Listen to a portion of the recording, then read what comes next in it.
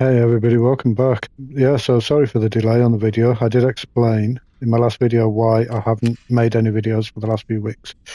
But I'm on Resident Evil Requiem. This is going to be my full review and thoughts. I'm 61 hours in the game, just over 61 hours actually, and this will be a true full review. I've been playing the game for anybody new to my channel since 90s when it came out, and I really love the series.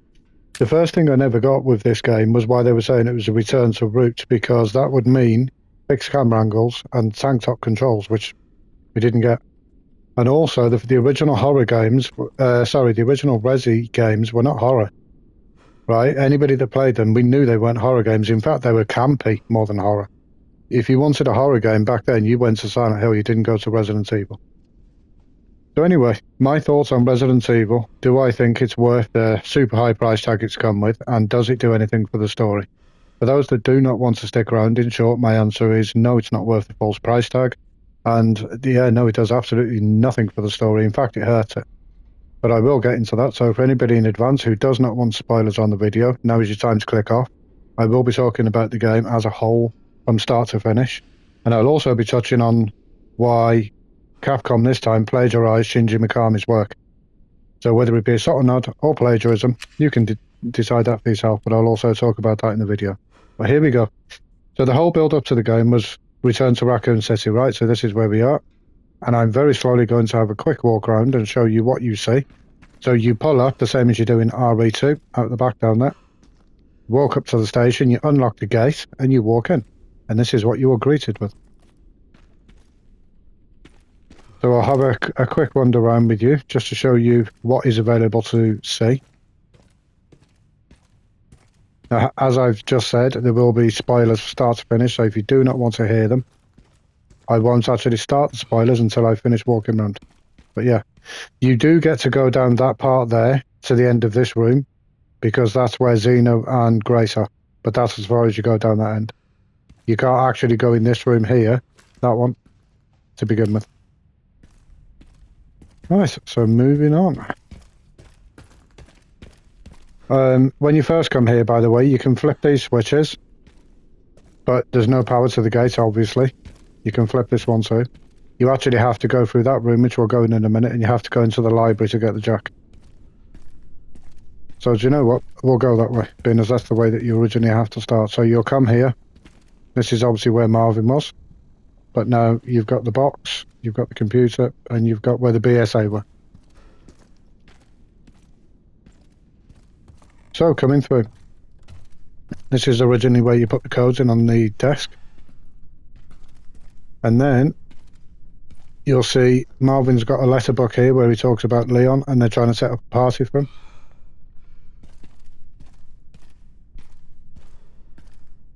And then coming through to here is our lock safe that was locked in the original game and in the remake.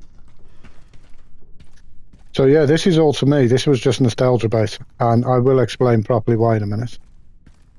So you come to here, that was the locker room that you had to go and put the buttons in. Locked off, that's locked off. Now you can come through to this room, which is where in the remake and the original you climb through the window and you drop down there. So you can come into this. This is what you see. There's your heart door. And then you've got this room. And see. Yeah, Tofu wasn't turned up this time. Usually Tofu will turn up there. So you've got this room here. So in the old game, you'd run around the outsides of the building. And then you'd come through this door into here. Now, if you follow the game, or if you've played the game yourself, there is a little puzzle here where you look at a few pictures in the star's office and some keys go to this TV. You open a locker, and then when you come back, there she is. Tofu turns up in Jill's hut. Right, let's go back. This is the locker that you'd be looking to unlock with the stuff. And as you can see, you've got Street Fighter the game, another game by Capcom, and you've got the original Resident Evil. And there's the Resi disc. Not sure what that console is. It's not a PlayStation 1.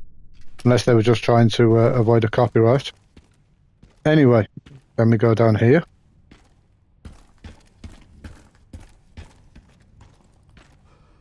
This is where Leon will come through the door, originally there. He first sees his first liquor here. And then you come down and you see the guy here who's got his jaw fell off. That's as far as we can go there. In this game, you come back, you shoot the ladder. Go upstairs.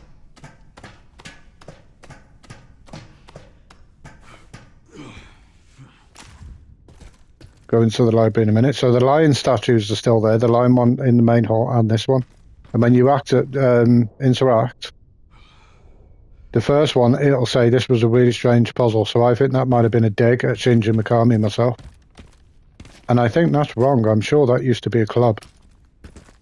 But anyway, could be wrong. So we come down here to the stars room.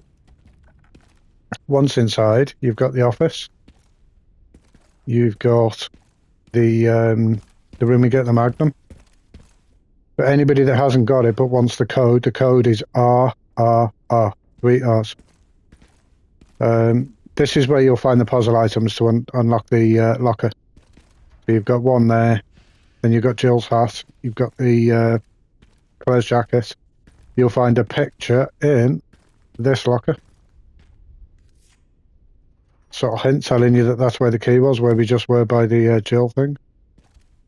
And then, yeah, it's just nostalgia bait. So basically what happens here now is you're looking for Grace, which I'll explain all this in a minute. So it's very short the time that you've got in Raccoon City in the RPD. This is the library. You can't go in any of the doors. The Jack you want is here. And the raccoon that's missing, if you want him, is hiding behind them books. If you're chasing the raccoons. So that's it. That's Raccoon City. Inside, anyway. That's as far as that goes. If I go outside real quick, this won't take me a minute. This is just for anybody wondering how big the RPD was. And as you can see, you don't do anything here. There's nothing here. So you come out the back. There's Kendo's gun shop over there.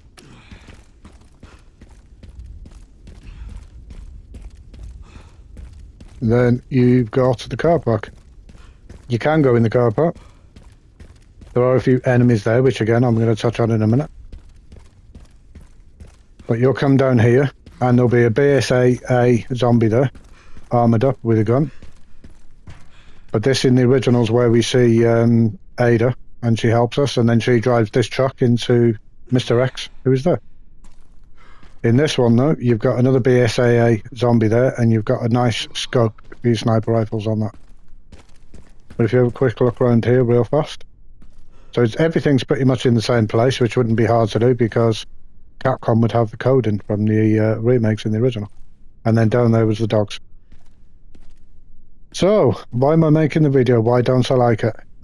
Number one is because of the nostalgia bait with Capcom's trailers and everything showing the RPD made the long-time fans, including myself, think that we'd be here for a lot longer than we were. Now, most playthroughs take about 11 hours.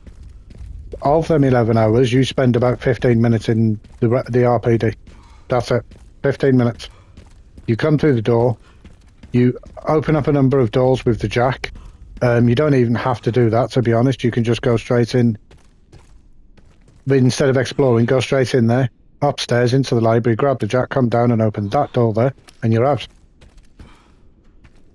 Right, so on to the review. So again, final warning, if you do not want spoilers or you do not want to hear a critique of the game that actually critiques it, now's the time to click off. Thank you for your time. I really appreciate it, and I hope you enjoyed your walk and RPD. So one of my biggest takes with this game is that we would have seen from past story, progression of the story.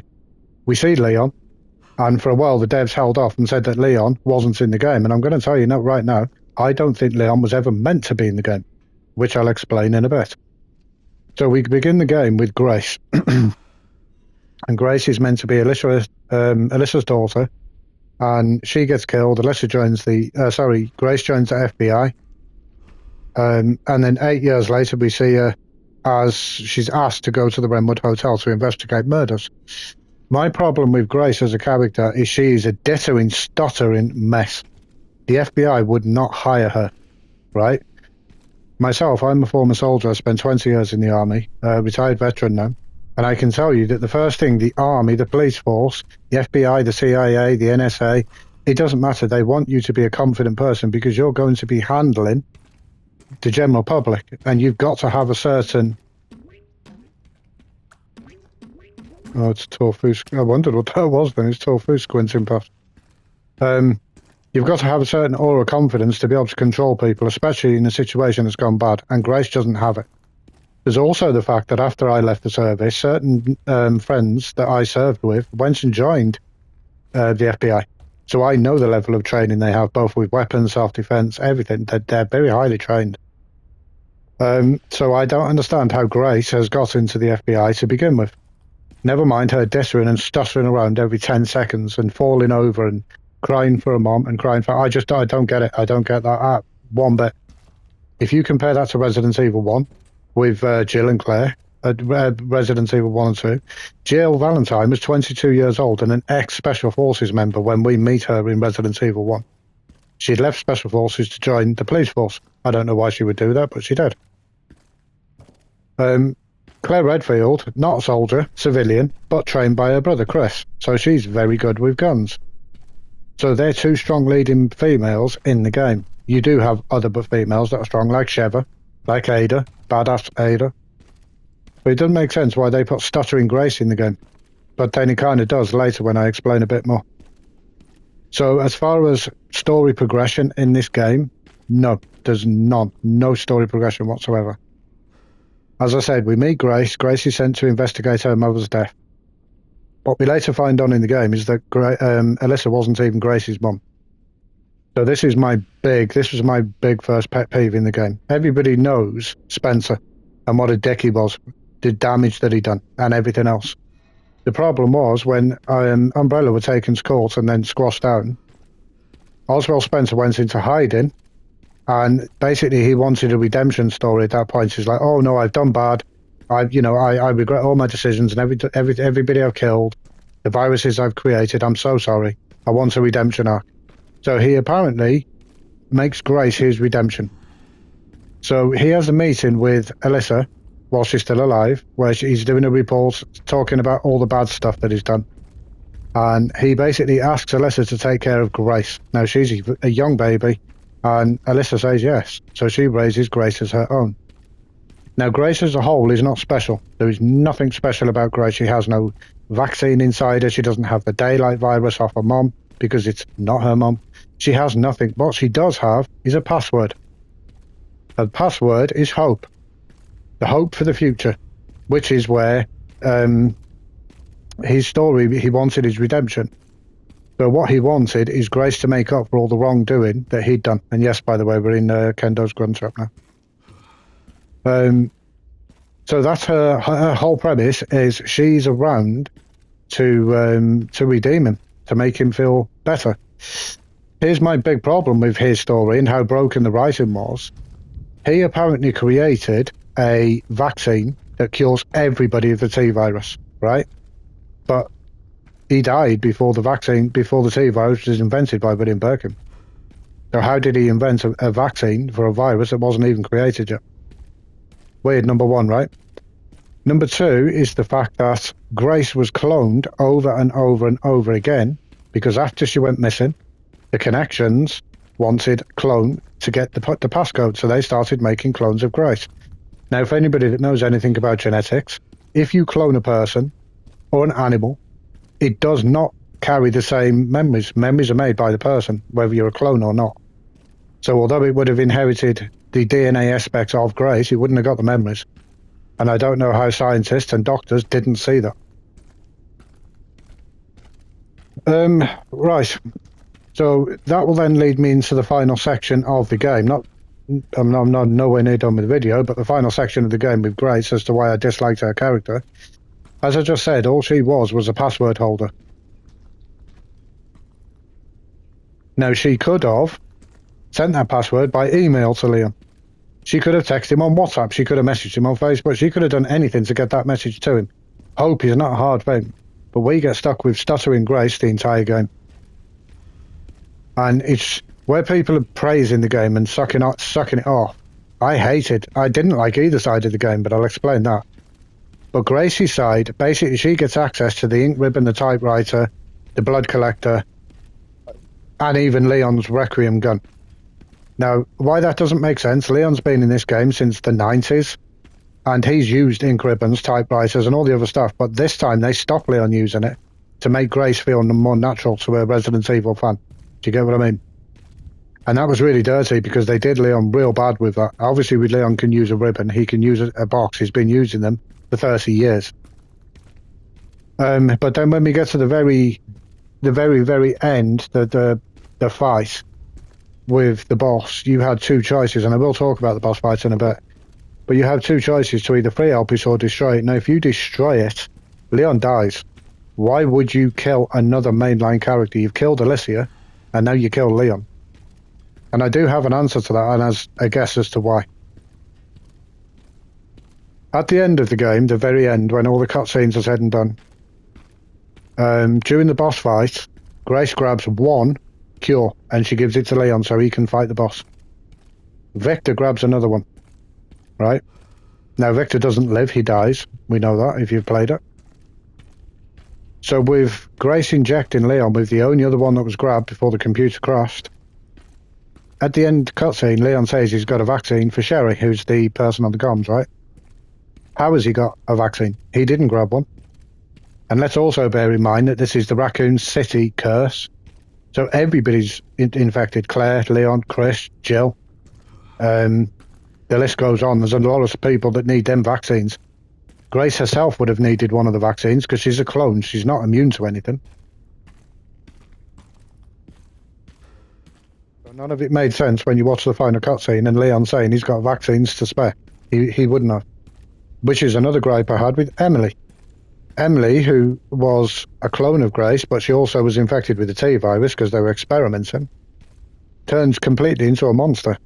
Leon shoots her and kills her, but at the end of the game she's alive and well and she's not even blind anymore. How did that happen? Does the cure, the Elpis cure blindness as well as the virus? I mean, that's impressive. Right, so I'm going to get onto my notes now. What I've written down, they're kind of all over the place, which I do apologise for, but I was writing down notes as I was playing the game. So the one thing that I did pick up on, as I said, we're in the RPD for a reason. Leon's sections of the game suck. I love Leon as a character, the same as I love all the OGs, but Leon's section in this is just a boss rush simulator. That's all it is. Like, you'll play Grace for like an hour and a half, right? And then it'll go to Leon. And it's not just because Leon's overpowered.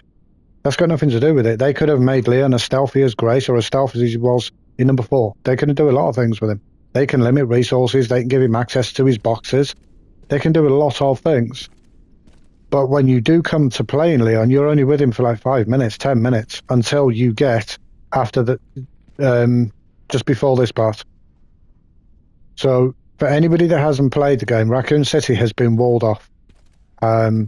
And they did it to put the infection inside after the thermobaric bomb. Now, the problem with that is the thermobaric bomb would have wiped out the zombies in Raccoon City, fair enough. But it should have trapped the infection. Now, why, when you're leading up to this, you've left the mental asylum and you're driving up, you come to the Raccoon City gates where you've got to blow them up with C4, right? That's inside Raccoon City. You've got to blow up to get inside. So why are there zombies outside? So clearly the barricade didn't work because you've got mummified zombies and BSAA. And I'm not being funny, but the BSAA zombies are using weapons. Like mortars, full-on mortars, machine guns. The mummified zombies are using, like, spears. Do you know what I mean? It's, like, really weird. The zombies are not smart. The zombies are not smart enough to use weapons. I'm sorry, they're not. You might get away with that in the asylum because you can say Victor just literally infected them. That's...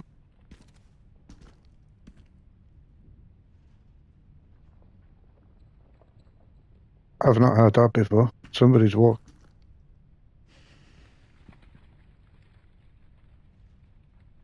Somebody's walking about. That's odd. Shouldn't be anybody left. When I was going to make this video, I heard that as well.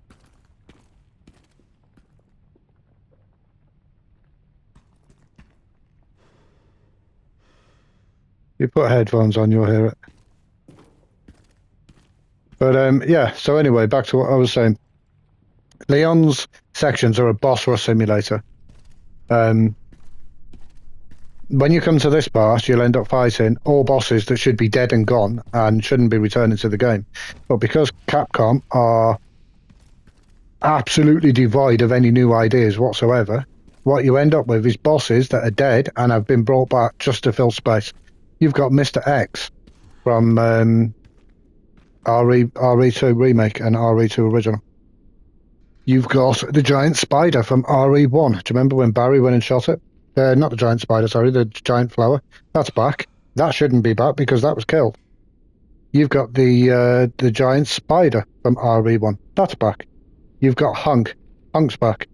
You've got Mr. X. As I've just said, Mr. X chases you through this little part here that you do go through. You've got Xeno. Xeno in the game is a clone of Wesker. Now, how they managed to clone Wesker, I don't know, because I thought he blew up in a volcano, but apparently he's back.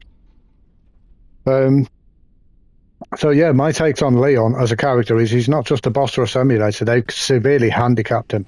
Because as anybody remembers who's played RE2, the original or the remake, once you come into the RPD, the first thing you do is come to this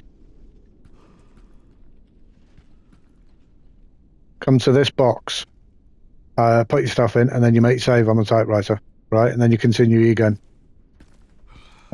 Making Grace the only one who can use typewriters and ink ribbons, to me, tells me that they never wanted Leon in the game to begin with. Because from the original game, like when you load a game, I don't know if I've got a save in the care center. Where's that? Yep. So when you come to here to begin with, she can access typewriters, right? She can access boxes. She can collect antique coins, like we had in number 7. She's got access to everything in the game. She's also got the blood collector. She's got the same stuff as Leon. Everything Leon can do, she can do, right? So my take on Grace is that she was added at a later game. And the reason that she was added at a later, that Leon was added at a later game is to sell copies. Because people were kicking off on the internet saying if the original people are not in it, they're going to boycott the game. What happens then is Resi gets delayed and all of a sudden Leon's in the game. Right? And that's why all we've got with Leon is a boss simulator, not an actual story. Right, let's move on to the next page. So I think I have touched on this, but I'll touch on it a bit more. Grace in the story is the most unimportant character that's been in any Resident Evil game ever. As I've said, she's not a trained soldier. She's not trained to deal with bio outbreaks. She's not a police officer. Not in the form of being weapon trained. She's an analyst for the FBI. All she is a password holder, and they've cloned Grace over and over and over and over and over again just to get one of the DNA clones to try and have the same memory with the same code for the Alpis computer at the end. Because if they input the wrong one, then the computer basically destroys itself. So Grace is absolutely useless. And to me, her section's dragged out, and I mean dragged out. There were times that you can run past a certain thing or get past something, but the game will deliberately stop you and slow you down. Like walking in this game it's dreadful. The running this is run. And so basically what I did when I played the game is I turned that to run, and obviously you've got to have it on hold. And then when you're walking, you're doing this. Because otherwise it feels like you're running in treacle. But I'm walking on slow mode because we're making a video. So yeah, there was the fact that I don't like Grace's character. I don't like her story. I don't like the fact that they tried to make her more important than... It's not just that it's Leon, it could be any of the original people. Claire, Jill, Chris, Ada, Sheva, Carlos, Jake. It could have been any of the original ones. I wouldn't have liked Grace over any of them. So when you've got YouTubers saying, oh, she's amazing to return to form. Return to what? None of the original games were first person. None of the original games were scary. It was, like I said, more campy than anything else. I didn't like the fact that they tried to give Spencer a redemption just because he's lost all his like money and everything else. I didn't like his redemption story and the fact that Grace is his hope. Like, nobody cares about Spencer. He was a dickhead. You know, he deserved to die. He killed thousands and thousands and thousands of people. Let's touch on another thing, the guns in the game, right? So, with Leon, the only thing you get to do for most of his game is once you get to Raccoon City, you'll start seeing save points. But before that, he doesn't get a save point, he gets a checkpoint. But once you do start as Leon, especially after the first playthrough, you'll start seeing these. And these are the guns that you get through the game. And in my opinion, there are some okay guns. They're up there with like Resi 4 or anything like that. But my problem with them is you unlock them too late, right? So the reason you're seeing some of these here now is because I've already beat the game like 7 times. That's why I've got 61 hours in the game. You unlock these way, way, way too late in the game. By the time you unlock them and have the cash to buy them, you're too far down the story to really get any enjoyment from them. You can see from here alone, I've unlocked the unlimited ammunition through beating insanity mode and not using herbs, not using the blood collector, that sort of thing. Everything is, as far as I'm aware, maxed out. I've took it to its complete maximum. So yeah, pretty cool. But as I said, you unlock them too late. But another gripe of mine is when you open the menu to look at that, what don't you see? A briefcase. It doesn't look. There's no colour to it other than you can see the band here that you get your credits for killing people. But you look at RE4 as a remake, the suitcase was quite nice to look at. It was visually pleasing. You could do the old Tetris thing and have fun doing it. Now, I know you can do it here, but it's very bland to look at, right? If you go to crafting for Leon, all he can make is herbs and bullets and a couple of grenades, that's it. Where Grace has got a really long list of everything she can make. Going back to why I said Leon should never have been in the game, when Leon's got his requiem, which is this one, he gives it to Grace, right? From the very start, once you start unlocking the blood samples, Grace can craft bullets for that. She didn't need Leon at all. And that's why I say Leon should never have been in the game at all. He was added after the fact. Going on to another point. Let's talk about plagiarism for a minute. Is it a subtle nod, or is it complete plagiarism from Koshi? Now, for anybody that does not know, Shinji Mikami created Resident Evil. He wrote it, he directed it, he made it. He was with Capcom for Resident Evil 1, 2, and 3. And then when they were making number 4, he was actually about to leave Capcom to create his own company. Capcom asked him to stay to help them finish number 4 because they were really struggling, to which he did. He then left and he formed his own game company, Tango Gameworks. Now, why am I bringing that up? This is where I get into is it a subtle nod of respect or is it complete plagiarism? Not too long ago, I was playing one of my favourite actual genuine horror games ever, The Evil Within, and The Evil Within 2.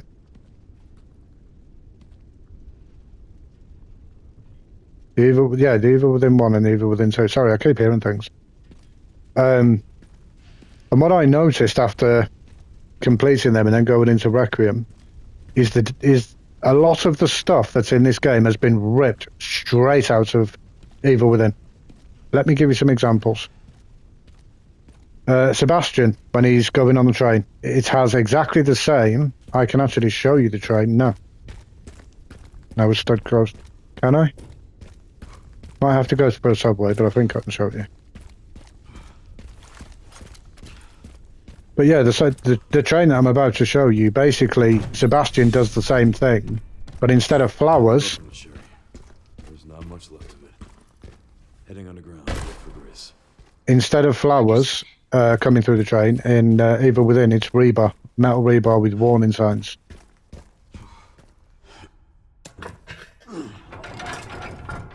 Get through this door.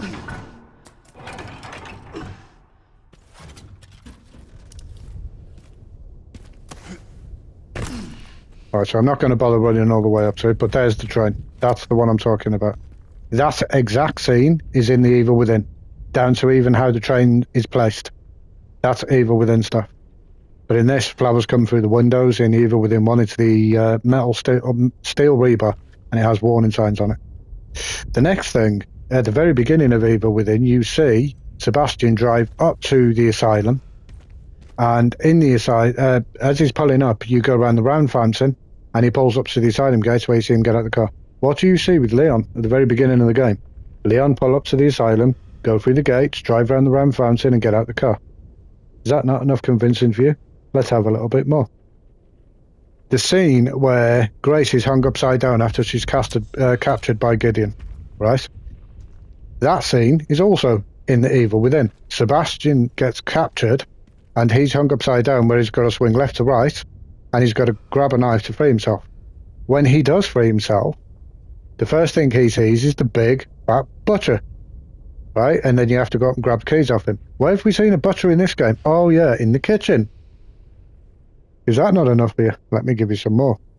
What about the body, I don't know what you call it, the body collector, the thing that crushes the bodies, right? Have we seen that in any other game? Yeah, the Evil Within.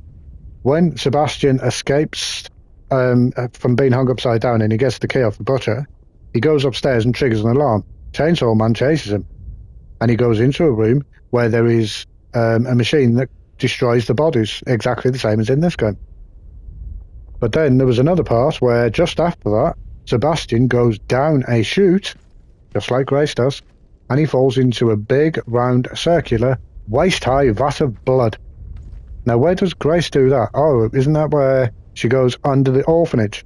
And she goes down a tube into a vat of blood. Same thing, right? What about the hag lady who chases you into the elevator, and then she gets her hand chopped off? Have we seen that in any other game? Yeah, the Evil Within. Spider lady grabs you at the elevator as you're going up, and then her hands get chopped off and fall into the elevator. Bit weird, that, right? So all them things, you could say one of them is homage to another director. 2 of them, 3 of them, 4 of them, 5 of them, 6 of them, or more. How many do you have to take from a director who wasn't working with Capcom at the point he made Evil Within? He had his own studio. How many of his ideas do you have to take to put into your game to actually show the world you are basically bankrupt when it comes to any kind of ideas? What about the fact that all the bosses I mentioned earlier, from the Spider to Mr. X, Nemesis Gene, Wesker, they were all created by Shinji Mikami. And because Koji hasn't got the ideas enough to make his own bosses up, he basically brought back Shinji Mikami's bosses from the first, second, third, and fourth game. Really weird, that, right? But this is cutting edge, breaking stuff, paving the way. Right, let's move on to another one. We talked about the Raccoon City being blocked off, and the fact that while it's blocked off, it was meant to control the infection and keep it inside. So I was confused playing the game a number of times as to why we have to blow the gates to get into Raccoon City where the infected are meant to be, but all the infected are outside, on top of rooftops with mortars and flat cannons. Never understood that one tiny bit. Have a look. So we'll talk on graphics real quick. So this morning I booted up Resident Evil 4 Remake, and it's had an update today, by the way. I don't know what that was about, but yeah, weird. The one thing I did notice is that graphically this game isn't that much better looking than Resi 4, which is years old. Like the remake I'm talking about, it actually isn't that much better looking. I will say, when it comes to this, I don't even think Raccoon City was meant to be in this game. Because as I've said, I think the game was based around Just Grace, which would have been all the hospitals and the asylums, and then Ark at the end. This added bit that's tacked on here, come on guys, look at the graphics. This is meant to be Raccoon City. It's what we all came back for. The graphics suck here, like real bad. It's one main color palette, and it's just boring. It's horrible. So let me just go to another save while I'm there. Go to that one. I hope this isn't actually in the boss fight, or I'm going to have to reload another one. It is in the boss fight, fair enough. Take child to the puzzle box. No. Yeah, do you know what? Let's go there while we're talking about graphics. So this being the opening area of the game, it was a really pretty area. The famous arc, the very last area, it's all very pretty. It's a nice looking area. As I've said, about the same as Resi 4 in my opinion. But it's not bad, right?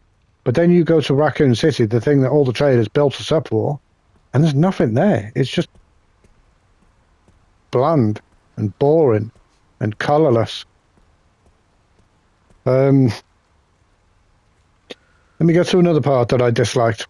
And this is touching on Leon, by the way. There's a part where he's going to Raccoon City, right? But as he's going to Raccoon City, he ends up on a bike chase with Victor. Now, let's bear in mind that Leon's first day in Raccoon City was the day that the outbreak happened, right? And he wouldn't have had knowledge of Raccoon City at all, any of the map, nothing. But he knows how to get to back to the RPD from where he is, basically. Which I found bizarre because he was doing that while being fired on with an RPG by Victor. The point that was weird is, since when do we have bike chases in Resident Evil? What's that got to do with Resi? Did we ever see any of them in 1, 2, 3, 4 riding bikes? That was really only a thing after Shinji Mikami left.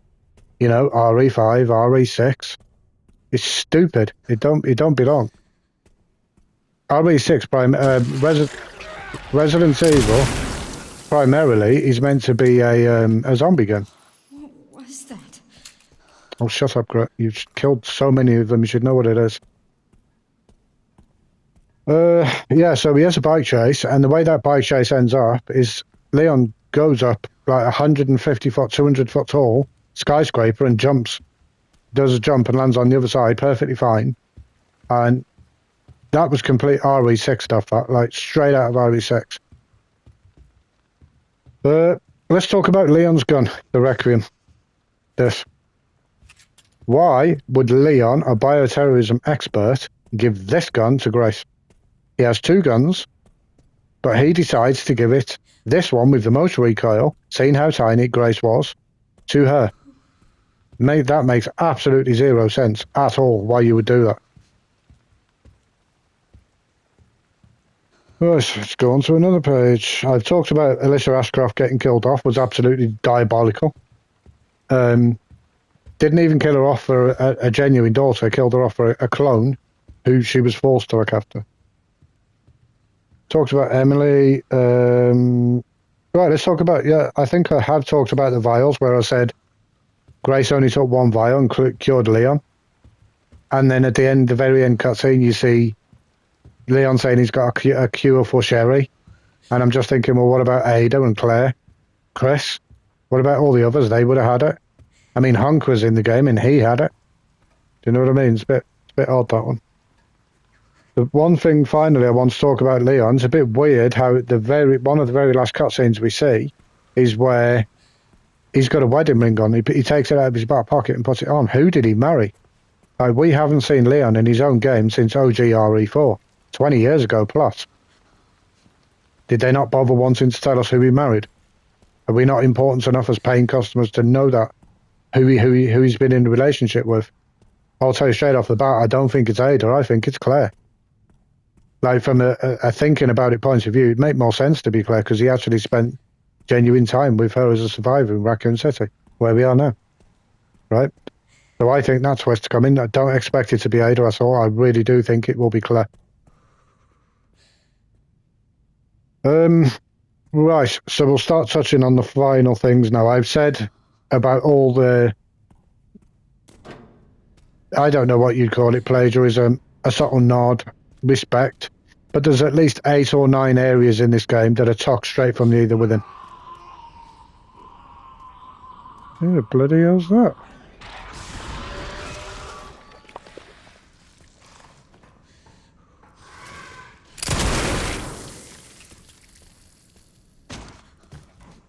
Do apologise about that. Yo, you made a lot of noise for one person. Right, yeah, so how does it rank on my Resident Evil games, coming from number 1 and playing every single one of them? This is going to be tough, and it might upset some people. Oh God, it's not quite as bad as RE6. It's bad though, but it's not as bad as RE6. I'm going to say it's probably about the same as Village or RE7. It's like nowhere near as good as the originals, like nowhere near. It doesn't even come close. Graphically, it blows them away. Don't get me wrong. Graphically, this is a really good looking game. I'm on about the story, the fact that Shinji Mikami had written Resident Evil 1, 2, 3, 4 with the idea of following the same characters, having the same boss with Wesker. And this doesn't do that at all. But Koshi doesn't do that. His first take at main games, and he brought in the Winters family, right? And now his next go at the main game, and he's brought in Grace. He obviously doesn't like the main characters because he doesn't use them. And when he does, he shits all over them, to be fair. Like he did with The Village, with Chris. He come in as a DLC and he made him look a complete knob. And now we've got Leon in this, and he's done the same with Leon as well. Leon looks a complete idiot. And I don't like that. That's just complete lack of disrespect. I'd go with this game being like a 6.5 out of 10. It's not getting any higher from that. For the fact they've tried to change canon information with Spencer and now say that he's a good guy. Try and palm off that he made the vaccine for the people with the T virus, which he couldn't have done because the T virus didn't exist until after he died. So that makes no sense unless he was a psychic. Yeah, the game's graphically okay, but if you're looking for a game's coming to further any kind of story, forget it. You're not getting it in this at all. It's just not going to happen. Leon is here just to support Grace. That's all he's here for. And most of the time, he's cleaning up after Grace. She'll go through an area, bodging everything up, and then he's got to go through and pick up the bits. Yeah, I didn't enjoy this, guys. I had to force myself. I played first time, and I was telling Sarah, my wife, she actually come and sat at the side of me. We were talking about it, and she didn't understand either why it didn't resemble Resident Evil.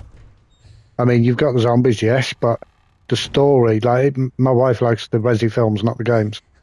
But even she said, why isn't not following the story? Where are the people? She didn't know any of them other than Leon. And I said to her, this is the way Capcom have been doing things for about the last 20 years. They seem to hate Jill Valentine because I said we haven't seen her for 20 years. The remakes don't count, by the way, before anybody says we've had remakes. They do not count. They're a remake. They're not an original game. They don't progress the story. It's a remake. Gameplay-wise, it's okay. I do have slight issues with the gameplay, like how slow you move. Like I said, I'm on run at the moment. Got it to that. And you'll see now, I'm now going faster. But if you've got it on walk, honest to God, it's painful. Like, really painful. So my advice is if you are buying the game, put it to run. Graphically, I'm playing on the PS5 Pro, so obviously it's using PSSR2, and it looks good. It looks really good. That's about it, guys. I don't want to slag the game off and say it's trash, because it's not trash. It really isn't a trash game. But does it do any favours for the Resi, the player base that have been there from the very beginning? No, it doesn't. And it's not a return to form. A return to form, as I said, is tank controls. So in tank controls, you'd walk to the corner and you wouldn't be able to see around there on your own. You'd have to literally walk around it to see it. As far as horror survival, Resi was never horror survival from the very beginning, from the 90s. That was Silent Hill. But yeah, I don't know what else to say about this, guys. I've been about as truthful as I can be. Again, I don't care what Capcom say or don't say about this, whether they like it or don't like it. It is the truth. This game is, it's not done Resident Evil any justice. In fact, it's hurt it. Like I've said, the only thing we see of Claire is on the gun. Can you see her? The charm? That's it. The only thing you see of Jill is when Tofu's running around with a hat on. Like, this is Raccoon City. Where are the people that actually survived Raccoon City? Because they're not here. And I could rant about this for ages, but like I said, I wanted to get my money's worth out of this game so I could put the review together as long as it is and actually be genuinely truthful. Because you look over YouTube and everybody's like, oh, best game ever. It's the best Resi ever made. No, it's not. It's not. It's not the best game ever made. It's not even close to being the best game ever made. The writing is all over the place, giving Spencer a redemption arc. Grace is just a clone with a password, and as I said at the very start here, she could have WhatsApped Leon that code. She didn't need to be in the game for that. You could have brought in Jill. You could have brought in Claire or Ada. You could have brought in Chris, Jake. You could have brought in Carlos. You could have brought in anybody. Like, you can see this area is not destroyed, right? This area we're in. I'm not on about the roof up there. I'm on about down here. You can walk around it freely. Well, guess what's under here? Labs. Guess what's under the mansion from RE1? Labs. We could have gone to any one of them. Do you know what I mean? There could be more buildings. They've pulled the arc out of the butthole. Why couldn't they do something here and make it loyal for fans that have supported them for 30 years? All we do is chase that clone round the whole game. We come to the RPD, we only go around that part up there to get the jack. And then the idea is come through to here to see Grace, who's with Xeno, who's meant to be Wesker. That's it. And then we have a boss fight with Mr. X. Ooh. There's nostalgia bait for you. So anyway, if anybody did stick to the end of the review, I really do appreciate it, guys. As I've said, I'm not saying this is an outright bad game, but do not come here thinking that you're getting a Resident Evil continuation of the story, as in what's happened to Jill or Claire, Chris, Leon, any of the survivors that you can think of. There's no explanation. In fact, as I've said, they do try and like retcon Shinji Mikami's work by stating that Spencer wanted his redemption, and that's why he cloned Grace. They state in the game that Grace is a clone herself, which was really weird, because if she's a clone... Anyway, I don't know. The writing's that bad, it'll bend your head. So anyway, thank you very, very much for watching. Again, I do apologise that the videos haven't been coming as frequent as they normally do, and I will hopefully be getting back to a regular schedule now. I just wanted to get this out there with genuine thoughts and feelings on how I felt playing the game and how I think somebody who's looking for more Resident Evil content will enjoy it. If all you want is your basic shooting with Leon, you'll enjoy it. If you don't care about the story, you will enjoy it. If you're looking for horror survival, then yeah, I don't really know if you're going to enjoy Gracie's section, because that's more frustrating than anything. That's not... I didn't find Gracie's sections horror survival at all. I was really annoyed all the way through them, because the stuff that you want to do that you cannot do. Oh, and let me just touch on one thing, one final thing. There is a section of the game which, if I could have punched my TV, which I would never do, I would have punched it. You are in here, actually, it's right after this part we're in. You go in there and you see Grace and Xeno, and you're forced into an orphanage section where you play as, I can't remember her name. It's not Emily, it's another girl. But she looks exactly like Emily. And you're forced into playing hide and seek with the orphanage girls, because you can't do anything. You can't fight, you can't shoot, you can't do nothing. And for about 5 minutes of the game, 10 minutes of the game, you're literally hiding under beds, hiding under tables, and trying to stay at the little girl's way so they don't kill you. Now, as a premise, that's cool. But if you're on a speed run trying to get the game done in a certain time, because one of the challenges was to do it in like 4 hours. I've done all the challenges except 4 or 5, and you can see the 5 here.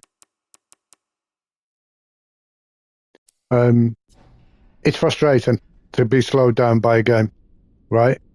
Yeah, that to me was probably the overall worst section of the entire game, was playing through the orphanage. I mean, Emily is as a whole is a little cutie pie. You know, you did want to protect her, you did want to look after her, a lot more than Grace. But being forced to play as her and then do the hide and seek thing, I didn't enjoy that one bit. But that said, I know this has gone on for a long time, but I like to get in depth with how I feel about games when they cost so much money. And the truth is, it's not a terrible game. It's half decent. But that's about where my mark falls at 6.5. It's half decent. It's not bad, and it's not great. It has a lot of flaws. There's also a lot of reusing of bosses that have already died just to put them in the game, right? There's a lot of using of Shinji Mikami's work even when he wasn't working for Capcom. They've took his work from when he owns Tango Gameworks, and I think that's really bad. But you can make your own call whether you think they're trying to give him a subtle nod or stealing his work. But if any of you've played Evil Within, right, and now I've told you the stuff that is in this is from Evil Within, you'll go back and you'll think about that. I personally think that the Capcom are creatively bankrupt and they don't know what to do now. They really don't. But that said, thank you very much for your time, guys. I really, really appreciate it. I'm sorry it went on so long, but I thought you'd prefer an in-depth or walk around talk. As I took the notes when I was playing it, is how I've pretty much done this. I wasn't going to do a scripted video for this. I prefer to just be more personal and talk to you, as a friend, just get it out there and let you know how I feel about the game. And if your opinion is different, that's fine. We've all paid for the game ourselves. We're all entitled to a different opinion. But that said, thank you very much for your time. I will catch you on the next video. And as said, I will be returning to schedule with my uploads from now. Till next time, thank you for watching. Thank you for stopping by. Take care of yourself. Ta-ta.